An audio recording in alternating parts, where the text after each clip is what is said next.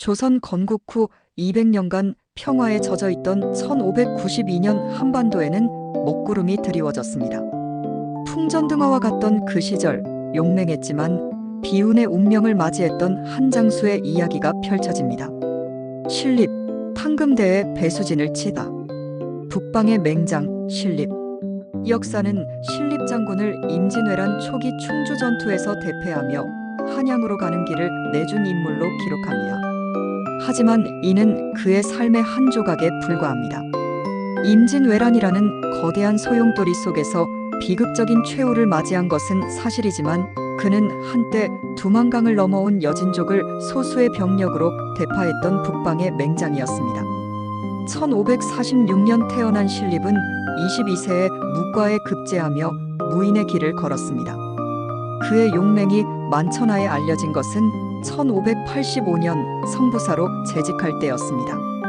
당시 두만강 주변의 여진족 추장 니탕계는 조선에 조공을 바치며 우호적인 태도를 보였지만 돌연 마음을 바꿔 경원부를 침략했습니다. 이때 신립은 평소 길러온 기병 500명을 이끌고 출정했습니다. 1만여 명에 달하는 니탕계의 반란군에 비하면 턱없이 불리한 숫자였죠. 그러나 신립의 부대는 잘 훈련된 정예 병력이었고 그의 투지와 뛰어난 용병술은 전장을 압도했습니다. 그는 반란군을 성공적으로 소탕하고 육진을 온전히 지켜냈으며 도망치는 적을 두만강 너머까지 쫓아가 섬멸했습니다. 이 전공으로 신립은 함경도 북병사에 오르며 무장으로서 입지를 확고히 다졌습니다. 1588년에도 여진족 부락을 정벌하며 적 20명을 베고 말을 빼앗아 돌아오는 등 그는 여진족에게는 공포의 대상이자 조선 조정에서는 믿음직한 무신으로 자리매김했습니다. 고요한 아침을 찢는 비명, 임진왜란 발발. 1592년 조선은 평화롭다는 환상에 젖어 있었습니다. 수년 전부터 전쟁의 기운이 감돌았지만 조정은 애써 외면했죠. 하지만 일본은 달랐습니다. 도요토미 히데요시의 통일전쟁을 거쳐 강력한 군사력을 갖춘 일본은 수십만 대군을 이끌고 바다를 건너왔습니다. 이로부터 7년 10개월간 이어진 피비린내 나는 전쟁, 바로 임진왜란이었습니다. 일본은 강력한 조총으로 무장하고 전국시대를 거치며 단련된 막강한 전쟁 수행 능력을 가지고 있었습니다. 강력한 다이묘들의 불만을 외부로 돌리고 경제적 활로를 찾으려는 히데요시의 야욕은 조선을 향했습니다. 반면 조선은 전쟁 준비가 전무했습니다. 200년간 큰 외침 없이 지낸 터라 군사시설, 무기, 훈련 모든 것이 부실했습니다.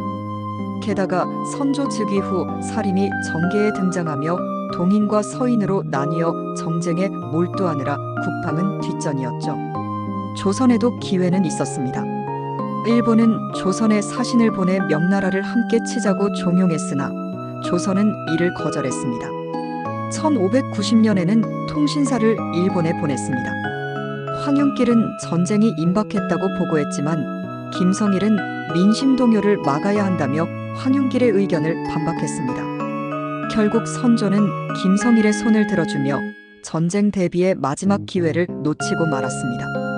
당시 관료들은 전쟁이 일어날 것이라 믿고 싶지 않았고 동인이 우세하던 시류 또한 김성일의 주장을 지지했습니다.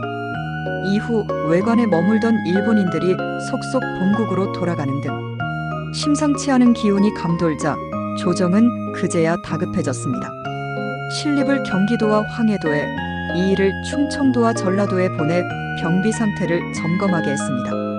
그러나 그들이 확인한 것은 녹슨 창과 칼뿐이었고 각 군영 역시 형식적인 응대에 그쳤습니다.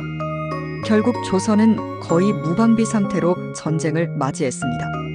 서해 유성룡은 일찍이 신립에게 다가올 변란에 대해 물었습니다. 적의 기세가 어떻다고 보십니까? 신립은 대수롭지 않게 두려울 것이 없습니다. 라고 답했죠.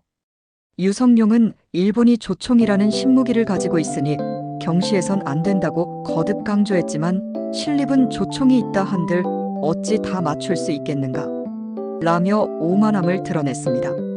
유성룡은 승평이 오래되어 나라가 약해져 변란이 일어나면 감당하기 어려울 것이라 걱정했지만 신립은 그의 말을 귀담아 듣지 않았습니다. 탕금대의 비극 그리고 패배의 기록. 1592년 4월 13일 일본군 20여만 명이 부산진에 도착했습니다. 무방비 상태였던 부산은 순식간에 잿더미로 변했습니다. 일본군은 물밀듯이 북상했고 조정은 이 일을 상주로 그리고 여진족과의 전투 경험이 풍부한 신립을 삼도 순변사에 임명해 충주로 보냈습니다. 한양으로 향하는 길목이었던 충주는 그만큼 중요한 요충지였습니다.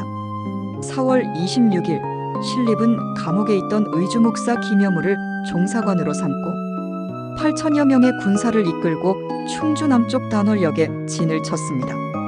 이미 고니시 유키나가 부대는 문경에 도착한 상태였죠. 신립은 김여물과 함께 조령의 형세를 살폈습니다. 험준한 조령을 본 김여물은 적의 수가 많으니 좁은 협곡을 지키며 방어하고 높은 언덕에서 역습을 가하자고 건의했습니다. 그러나 신립은 고개를 저었습니다. 이곳은 기마병을 활용할 수 없으니 평지가 낫다. 그는 여진족을 물리쳤던 기마병의 위력을 맹신했습니다. 결국 신립은 조령을 포기하고 충주성으로 들어갔습니다. 이튿날인 27일 신립은 병력을 이끌고 탕금대로 나아가 남한강과 달천을 등지고 배수진을 쳤습니다. 일본군은 이미 조령을 넘어 단월역에 다다른 상태였습니다. 전방에 척후로 나갔던 이종장과 이일의 소식이 끊긴 채 마침내 신립의 군대와 일본군이 맞닥뜨렸습니다. 실록의 기록은 그 비극적인 순간을 생생히 묘사합니다. 이튿날 새벽 적군이 길을 나누어 한 부대는 곧바로 충주성으로 들어가고 다른 부대는 달천 강변을 따라 내려오며 또 다른 부대는 산을 넘어 강을 건넜다. 병기는 햇빛에 번쩍이고 포성은 천지를 진동시켰다. 신립은 어찌할 바를 모르고 말을 채찍질해 충주성으로 향했으나 군사들은 대열을 이루지 못하고 흩어졌다. 성 안의 적이 함성을 3번 지르자 일제히 공격해왔고 신립의 군사는 크게 패했다. 사방에서 포위당하자 신립은 다시 진을 쳤던 곳으로 달려갔으나 사람들은 다투어 강물에 빠져 익사하는 시체가 강을 뒤덮을 정도였다. 신립의 군대는 일본군에 비해 병력의 수와 질에서 현저히 열세였고 조총으로 무장한 일본군에 비할 바가 못 되었습니다. 게다가 전투지는 기마병에게 불리한 농지였습니다. 패색이 짙어지자 신립은 죽음을 각오하고 말을 달려 불을 쏘아 수십 명을 죽인 뒤 탕금대 아래 강물에 몸을 던져 전사했습니다. 종사관 김여물도 분연히 적과 싸우다 신립을 따라 강물에 뛰어들어 장렬하게 최후를 맞았습니다. 단 서너 명의 장수만이 살아남았을 뿐 북방의 맹장 신립의 충주 전투는 이렇듯 참담한 패전으로 끝이 났습니다. 패배의 그림자 무엇이 신립을 좌절시켰는가? 신립의 충주 방어선이 무너지면서 일본군은 거침없이 한양까지 진격했고 선조는 결국 궁궐을 버리고 피난길에 올랐습니다. 신립이 죽음을 각오하고 싸웠음에도 비참하게 패배한 이유는 무엇일까요? 가장 큰 원인은 전술의 실패였습니다. 김여물 등 여러 장수들은 수적 열세를 고려해 조령의 험준한 지형을 이용해 적을 협곡으로 유인한 뒤 공격해야 한다고 건의했습니다. 그러나 신립은 과거 여진족과의 전투에서 승리했던 경험에 갇혀 기마병의 활용을 고집하며 평지 전투를 택했습니다.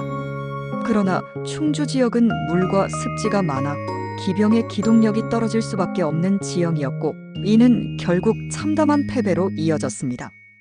또한 신립은 평소 일본군을 외노라 부르며 경시했습니다. 이러한 오만함은 전장의 냉철한 판단을 흐리게 했습니다. 하지만 근본적인 원인은 조선의 준비 부족이었습니다. 신립이 지형을 면밀히 살피고 장수들의 의견을 경청했더라면 결과는 달라졌을 수도 있습니다. 그러나 그 이전에 조선은 전쟁에 대한 대비가 전혀 되어 있지 않았습니다. 일본이 조총을 대량 생산하고 잘 훈련된 군대를 갖춘 반면 조선의 무기는 녹슨 칼과 활이 대부분이었습니다.